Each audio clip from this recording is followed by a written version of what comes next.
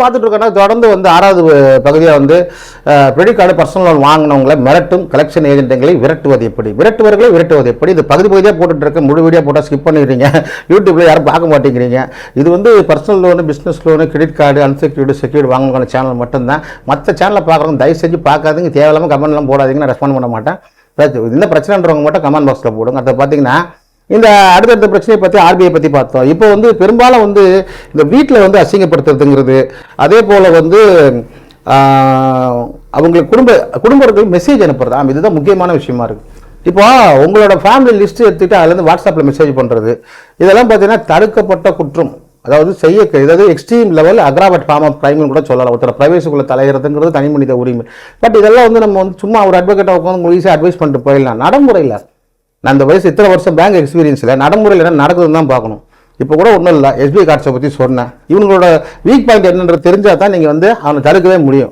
இப்போ ஒருத்தன் பேசுகிறானா ஃபுல்லாக வந்து இப்போ நீ இப்போ தரம் பேசுகிற ரெக்கார்டிங்கில் இருக்குது, உங்கள் பேரை சொல்லு, எங்கள் வக்கீல் பேசுவார்னு சொல்லிட்டு உங்கள் பக்கத்தில் இருக்க வக்கீலை பிடிச்சி அவன் நம்பர் வாங்கி நம்பரில் போவாங்க. அதோடு என்ன பண்ணுவோன்னா, இல்லை சார் நீங்கள் ராங் அட்வைஸ் பண்ணுறீங்க, இது பாரு ஏன் வக்கீல், நாளைக்கு நீ ஏன் தப்பு பண்ணிட்டு நாங்கள் உங்களுக்கு வக்கீல், நாளைக்கே நீ தப்பு பண்ணிட்டு வந்தாலும் ஒரு வக்கீல் தான் உனக்கு பெயில் போடணும். உங்கள் அம்மாவோ அப்பாவோ பக்கத்து இருக்கானா வந்து பெயில் போட மாட்டான், இல்லைன்னா ஜெயிலில் தான் நீ இருக்கணும்.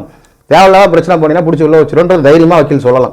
ஆமாம், தப்பு பண்ணுறா பிடிச்சி உள்ள வைக்கிறன்றதுல எந்த விதமான அஃபென்ஸும் கிடையாது. ஒரு வார்த்தையில் அஃபென்ஸ் வருதுனாக்கா இந்திய தண்டனை சட்டம் 294B பிரகாரம் தப்பான ஃபிளித்தி வேர்ட்ஸாக இருக்கணும். நாம அதை யூஸ் பண்ணக்கூடாது. அவன் யூஸ் பண்ணால் ரெக்கார்ட் பண்ணிக்கணும், அவன் மாட்டுவான், அவ்வளோதான்.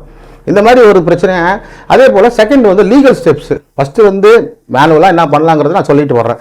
அடுத்த 8வது 9வது பகுதியில் வந்து லீகல் ஸ்டெப்ஸை சொல்லுவேன்.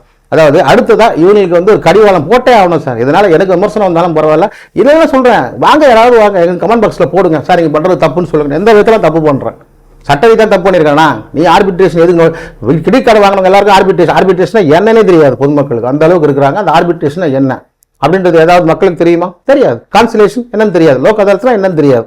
ஆனால் பேங்க்ல இந்த நோட்டீஸ் தான் வரும், வேற என்ன மிரட்ட நோட்டீஸாக வரும். இல்லை உங்களுக்கு கூட்டு போய் உட்கார வச்சுட்டு பணத்தை வாங்க முடியுமா? பொருளை காட்டி வாங்க முடியாதுங்க, அதெல்லாம் சட்டத்தில் சாத்தியமே கிடையாது. அதனால் அன்செக்யூர்டு வாங்கணும், கிரெடிட் கார்டு வாங்கணும், எதை பற்றியும் கவலைப்படக்கூடாது. டீஃபால்ட் ஆனது வந்து உங்களோட ஸ்டேட்டஸ் தானே தவிர அது வந்து தலைவிதி கிடையாது. பேங்க்குக்கு தலைவிதி நிர்ணயிக்க முடியாது. குடும்பமான வரைக்கும் பார்க்க எல்லாம் தள்ளுபடி தான் பண்ணணும். நிறைய பேருக்கு இந்த லோன் வேவியர் ஆப்ஷன் நான் அந்த பகுதியில் சொல்கிறேன். 8வது 9வது பகுதியில் லோன் வேவியர், கடன் தள்ளுபடி. எப்படி கடன் தள்ளுபடின்னு வெளிப்படையாக அந்த பேங்க் சொல்ல போகிறது கிடையாது. பட் இவன் பண்ணி தானே அவனை டெரர் முடிஞ்சாக்க ஆர்பிஐல ஆப்பு வைக்க அப்புறமா ஆர்பிஐ பதில் சொல்லி ஆகணும்ல. அதனால கடன் தள்ளுபடி என்னன்னு சொல்கிறேன், எப்போன்னு சொல்கிறேன், இது தப்புன்னு சொல்கிறேன். ஒரு வக்கீலாவது இல்லை ஒரு ரிட்டையர்ட் ஜட்ஜாவது எனக்கு கமெண்ட் பண்ணுங்க, நானே பேசுகிறேன். நான் பொதுமக்கள் சார்பாக நான் பேசிக்கிட்டு இருக்கேன். ஒருத்தர் கஷ்டப்படக்கூடாது, தேவையில்லாம ஒரு உயிரை பெறக்கூடாதுன்றதுக்காகத்தான் நான் பேசிக்கிட்டு இருக்கேன். புரியுதுங்களா? அடுத்த பகுதியில் வந்து லீகல் ஸ்டெப்ஸ்லாம் என்ன எடுக்கலாம், என்ன ரெக்கவரி ஏஜென்ட்களை தடுக்கலான்றதை சொல்கிறேன். தொடர்ந்து பாருங்கள் மக்களே, யூடியூப்ல சப்ஸ்கிரைப் பண்ணி பாருங்கள். புரியுதுங்களா? உங்களுக்கு நல்லது தான் சொல்கிறேன். நன்றி.